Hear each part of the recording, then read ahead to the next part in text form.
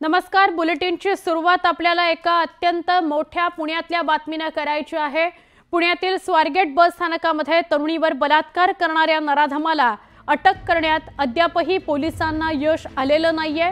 घटनेला 48 तास उलटून गेलेत, आरोपी अजूनही मोकाट आहे। अशातच आरोपीबाबत एक माहिती समोर येते।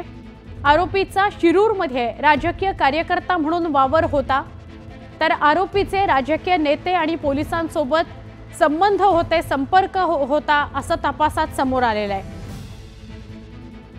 रेकॉर्डवरचा तो गुन्हेगार आहे, पण त्याचे पोलिसांशी आणि काही नेत्यांशी संबंध होते, संपर्क होते अशी माहिती समोर येते। बलात्कार प्रकरणातील आरोपी अद्यापही फरार आहे। आरोपीची माहिती देणाऱ्याला बक्षीस जाहीर करण्यात आलेलं आहे। आरोपीची माहिती जो देईल त्याला 1 लाखाचं बक्षीस जाहीर करण्यात आलेलं आहे। गाडे असं त्याचं आडनाव आहे आणि त्याची जो कोणी दत्तात्रय गाडे असं त्याचं नाव आहे आणि त्याची जो कोणी माहिती देईल त्याला बक्षीस देण्यात आलेलं आहे। त्याच्यावर बक्षीस जाहीर करण्यात आलेलं आहे। 48 तास उलटून गेलेत तरी सुद्धा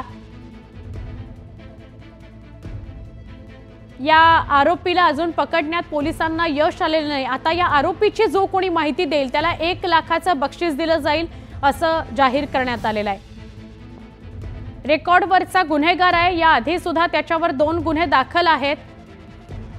पुण्यामध्ये महाशिवरात्रीच्या पहाटे बसमध्ये एका तरुणीवर अत्याचार केलेला आहे। या दत्तात्रय गाडे याने 26 वर्षाच्या तरुणीला भुलवून बसमध्ये नेलं आणि तिच्यावर अत्याचार करण्यात आलेला आहे।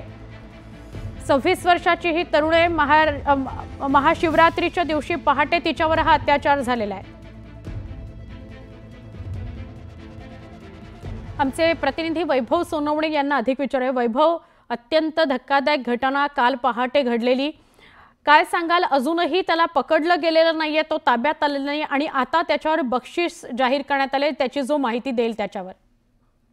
सुवर्ण, थोडी दुरुस्ती करतो। हा कालचा पहाटेचा प्रकार नाही, मंगळवारी पहाटे 4:45 ते 5:30च्या दरम्यान घडलेली ही घटना आहे। ही जी संबंधित तरुणी आहे तिनं तक्रार दिल्यानंतर आता तिचं समुपदेशन वगैरे पोलिसांकडून करण्यात आलेलं आहे आणि ती स्टेबल आहे। जो आरोपी आहे तो मात्र अजून काही पोलिसांच्या गळाला लागलेला नाहीये। या आरोपीची माहिती देणाऱ्यांना 1 लाख रुपयाचं बक्षीस आहे, ते बक्षीस पोलिसांकडून जाहीर करण्यात आलेलं आहे। त्याचा ठाव ठिकाणा सांगणाऱ्याला हे बक्षीस दिलं जाणार आहे जर तो पकडला गेला तर।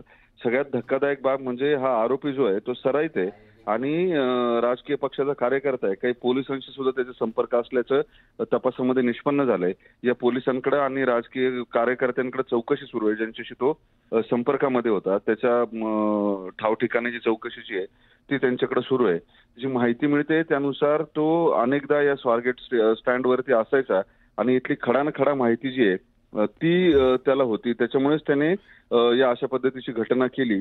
शक्यता वर्तवली जाते पोलिसांकडून यापूर्वी त्याने असं काही केलेलं असण्याची शक्यता आहे, मात्र संबंधित महिलांनी बदनामीच्या भीतीने तक्रार दिली नसावी किंवा हे सगळे प्रकार जे आहेत ते उजेडात आले नसावेत आणि त्याच्यामुळेच त्याचा धाडस वाढवून त्याने अशा पद्धतीचं कृत्य केलं असावं अशी शंका पोलिसांना आहे। मात्र जोपर्यंत तो मिळत नाही किंवा तो पोलिसांच्या ताब्यात येत नाही तोपर्यंत या गोष्टींवरती भाष्य करणं उचित होणार नाही असं पोलिसांचं म्हणणं आहे।